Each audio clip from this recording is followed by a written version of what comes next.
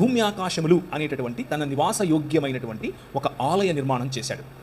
6 దినములు దానికి కావలసినటువంటి లైట్స్, రాత్రికొకటి పగలుకొకటి, దాన్ని అలంకరించడానికి కావలసినటువంటి చెట్లు, నదులు, జీవము రావటానికి కావలసినటువంటి అన్ని సదుపాయాలు చేసిన తర్వాత మంచిది మంచిది మంచిది అని నిర్మించినటువంటి ఈ భవనంలోనికి ఇప్పుడు తాను ప్రవేశించాలి.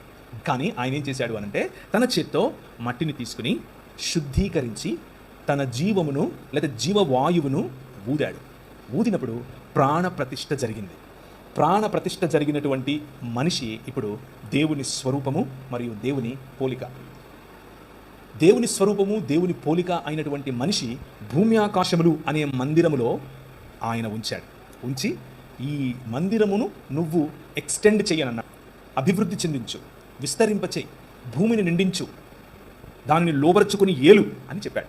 నాకు ప్రతినిధివి నీవు, నా మూర్తివి నీవు, నా ప్రతిబింబానివి నీవు, నా ఇమేజ్ నువ్వు అని దేవుడు చెప్పాడు. ఇది దేవుని భావజాలం. కానీ మనిషి, నేను ఇంతకుముందు మీకు చెప్పినట్లుగా కాదు, నా ఇమేజ్లో నేను కోరుకుంటున్నట్లు ఈ సృష్టిలో ఉన్న దానిని నేను శిల్పము రూపంలో చెక్కి దానికి ప్రాణ ప్రతిష్ఠ చేస్తాను అని కోరుకున్నాడు.